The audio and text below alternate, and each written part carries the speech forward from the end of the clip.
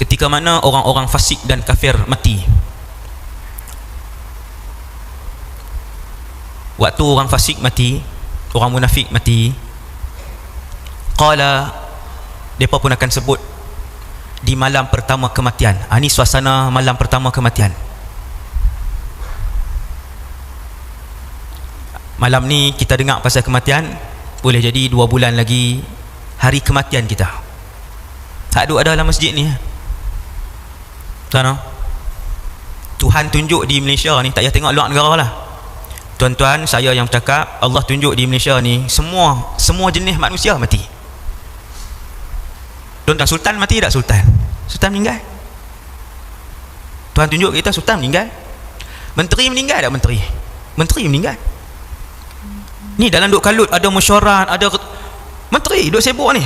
Bukan 2-3 tahun lepas kah yang terempas tu menteri meninggal. Usahawan, usahawan umur 40-an duk tengah kaya jutawan ni, mati tak? Mati. Subhanallah. Artis mati tak? Artis dah, dia artis kan, sibuk nak masuk TV, nak buat lawak kat orang, nak buat persembahan, nak berlakon, mati. Artis pun mati. Artis hak nasyid pun mati, artis hak lawak pun mati, artis hak berlakon pun mati. Ulama mati tak? Ulama dah kata ulama baik, ulama mati. Subhanallah. Semua mati.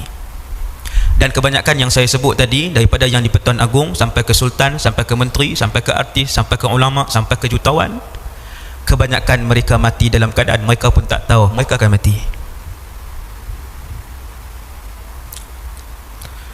Tuan-tuan baca ayat ni, balik tuan-tuan cari. Ayat ni dia cerita antara babak dan suasana yang akan berlaku pada malam pertama. Malam pertama duduk di alam barzakh. Perkataan inilah yang paling banyak diulang oleh orang yang melangkah masuk pada malam pertama ke alam barzakh, iaitu Rabbi, wahai Allah, irji'un, boleh tak kembalikan aku ke bumi? Tuan-tuan percaya ke tak? Ayat ni lah tuan-tuan akan tengok, ayat ni lah yang tuan-tuan akan dengar bila kita dan saya masuk ke alam barzakh nanti. Allah ambil ayat ni, Allah rakamkan ayat ni dalam Quran, bagi tahu kat saya, kita hak duk hidup atas muka bumi ni, jaga-jaga jangan sampai mulut kita pun mendoakan seperti ayat ini, kerana doa ini, permintaan ini datang daripada mulut-mulut mereka yang mati tetapi tidak sempat beramal soleh ketika diberikan peluang oleh Allah hidup di atas muka bumi ni.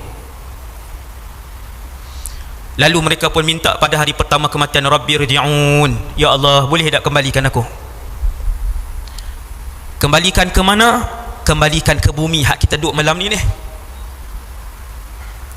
Selama mana belum mati, selama mana roh kita tidak melepasi halqum kita, maka di atas muka bumi ini setiap ucapan Bismillahirrahmanirrahim akan mendapat pahala.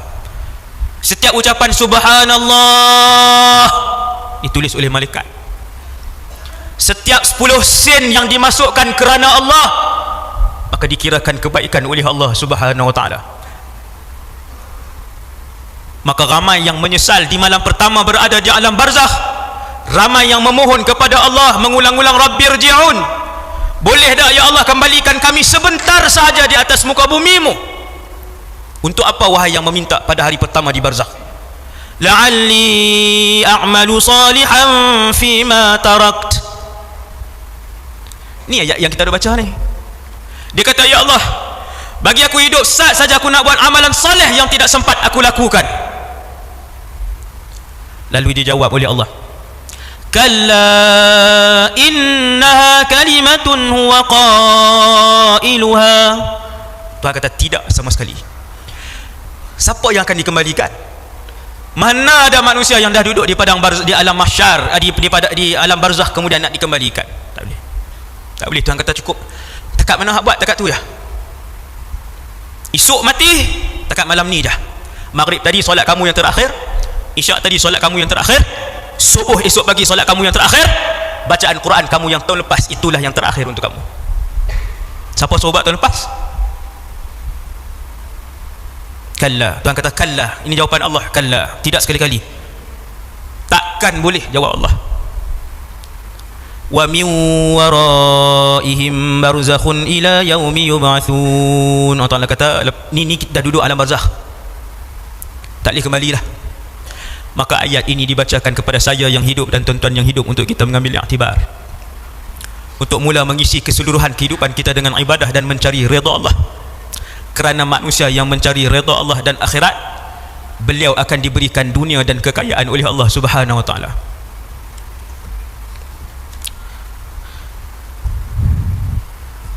Kematian tuan-tuan, cara ringkas, semua orang mati. Tak ada siapa, termasuk saya hak bercakap semalam, 2 hari lepas cakap tajuk kematian, hari ni cakap lagi tajuk kematian. Semalam sakit, saya sakit dadah malam, rasa macam nak mati, rasa nak mati. Kematian ini Allah sebut dalam Quran, semua orang boleh sebut ayat ni, kullu nafsin dha'iqatul maut, dha'iqatul maut. Setiap yang bernyawa akan merasakan kematian. Tuan-tuan tahu apa yang kita selalu fikir bila baca ayat ni? Kita terbayang semua manusia akan mati. Jawapannya tuan-tuan, ada 5 makhluk bernyawa akan merasakan kematian. Makhluk bernyawa pertama yang akan merasakan kematian adalah keseluruhan manusia. Subhanallah. Makhluk bernyawa kedua yang akan merasakan kematian, seluruh malaikat. Ini orang terlepas pandang. Kita ingat malaikat dia hidup selama-lamanya. Tidak. Ketika Israfil meniupkan sangkakala yang pertama, seluruh malaikat akan meninggal dunia. Mereka juga merasakan kematian. Sebab tu ayat Allah sebut kullu nafsin dha'iqatul maut. Allahu akbar. Semua mati. Allah nak tunjuk makhluk aku semua lemah. Jangan berasa kuatlah minta tolong dengan syaitan. Jangan berasa kuat minta tolong dengan menteri. Jangan berasa kuat ada kerabat dengan yang di-Pertuan Agong.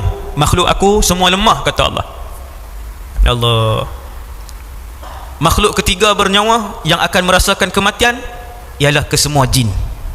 Mati jin, besar mana pun dia, tua mana pun jin tadi. Makhluk keempat yang akan merasakan kematian, jenis makhluk yang bernyawa yang keempat yang akan merasakan kematian ialah keseluruhan syaitan. Jin dan syaitan tak sama. Jin keluarga lain, syaitan keluarga lain. Syaitan semua kafir, jin ada Islam ada kafir, seperti manusia. Ada ulama, ada yang biasa, jin macam manusia, cuma dia tak ada nabi dan dia tak ada rasul. Itu 4 makhluk bernyawa, kesemuanya akan merasakan mati. Makhluk bernyawa kelima yang akan merasakan mati ialah binatang. Yang buat baik dengan binatang, alhamdulillah. Buat baik kepada binatang akan dikira oleh Allah seperti mana melakukan kebaikan kepada manusia dan makhluk lain. Ada orang masuk syurga buat baik dengan binatang, dan ada orang dihumban ke neraka buat jahat dengan binatang. Jaga-jaga binatang juga akan mati, dan jaga-jaga binatang juga akan dibangkitkan oleh Allah di padang mahsyar. Bagi dalil sikit ustaz. Allah sebut dalam Quran, satu surah selalu kita baca, tetapi tafsirannya tidak sering kita pelajari. Idza syamsu kuwirat, kan surah tu selalu kita dengar. Wa idzan nujumun kadarat, wa idzal jibalu suyirat, wa idzal 'isharu 'uttilat, wa idzal wuhushu hushirat, wa idzal jibalu sujjirat, wa idzal biharu sujjirat, wa idzan nufusu zuwijat. Dalam ayat ni Allah sebut satu ayat, kalau kita perasan balik rumah buka surah At-Takwir, ayat ke berapa tadi saya tak ingat. Allah sebut wa idzal wuhushu hushirat, ketika mana manusia dan makhluk-makhluk lain menuju ke mahsyar, tiba-tiba mereka melihat binatang-binatang juga dibangkitkan oleh Allah dalam keadaan kepala mereka tunduk ke bawah menuju ke mahsyar, juga untuk diadili, tetapi tidak dimasukkan ke syurga ataupun neraka. Ayat ni wa idzal wuhushu hushirat. 5 makhluk rupanya yang merasakan kematian, bukan manusia keseorangan, dan kesemuanya akan mati. Bilakah tarikh kesemua mereka akan mati? Jawapannya ketika mana Israfil alaihi salam meniupkan sangkakala yang pertama, maka keseluruhan manusia mati, keseluruhan jin mati, keseluruhan syaitan termasuk iblis mati, keseluruhan binatang akan mati, dan keseluruhan malaikat akan mati ketika itu. Tinggallah ketika itu hanyalah malakul maut, makhluk terakhir yang bernyawa, yang kekal ketika itu. Lalu Allah bertanya, ya malakal maut, man yabqa, siapa lagi yang berbaki? Jawab malaikat maut, yang berbaki ialah Allah dan aku sahaja. Matilah kamu ya malakal maut. Lalu matilah malaikat maut. Lalu kembalilah wujud ini seperti mana sebelum Allah menciptakan alam dan wujud ini. Tuan-tuan boleh bayang? Ni sebelum Allah cipta manusia, malaikat, arasy, laut, langit, 7. Waktu wujud ini hanya Allah Subhanahu wa taala. Ketika itu Allah bertanyakan satu soalan. Limanil mulkul yaum?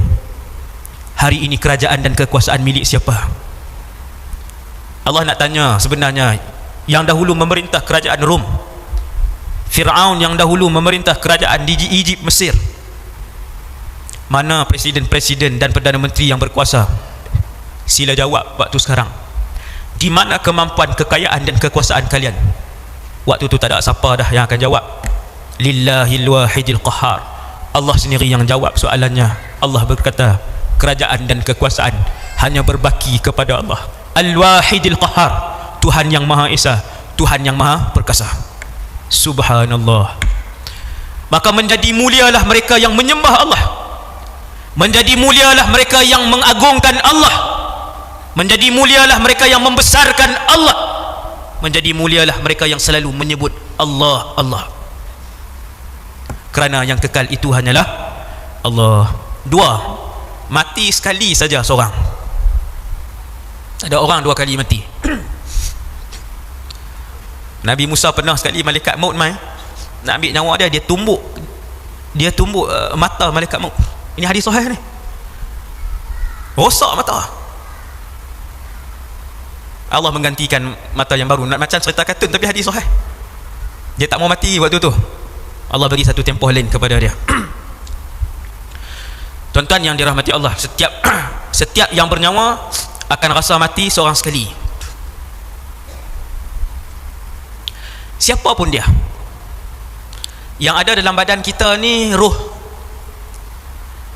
Malaikat ada roh, jin ada roh, syaitan ada roh, binatang ada roh. Hanya roh binatang sahaja yang akan binasa. Roh 4 lagi makhluk kekal selama-lamanya. Walaupun saya dan kita mati, roh kita tak mati. Dia hanya berpisah daripada badan. Ketika malaikat Israfil tiup sakakala roh keluar daripada badan iblis, akan tetapi roh dia tak rosak, cuma keluar. Roh 4 makhluk ni kekal sampai bila? Selama-lamanya. Kalau syaitan, semua akan masuk ke dalam neraka, disiksa sampai bila-bila. Jin ada yang masuk neraka, ada yang masuk syurga. Manusia ada yang masuk neraka, ada yang masuk syurga. Bila mana manusia masuk syurga, roh dia dikembalikan kepada jasad dia, maka tidak rosaklah jasadnya selama-lamanya. Tinggallah dia di dalam syurga selama-lamanya. Kayalah dia di dalam syurga selama-lamanya. Mewahlah dia di dalam syurga selama-lamanya. Sihatlah dia di dalam syurga selama-lamanya. Gembiralah dia di dalam syurga selama-lamanya. Berjalan-jalanlah dia di dalam syurga selama-lamanya. Makan dan minumlah dia dalam syurga selama-lamanya. Itulah nikmat yang seringkali dilupakan oleh manusia, oleh anak-anak Adam, dan mereka terus mengejar dunia yang kotor dan hina. Mereka terus mengejar dunia yang keji dan sementara. Akhirnya mereka meninggalkan akhirat yang kekal selama-lamanya. Rugi kita.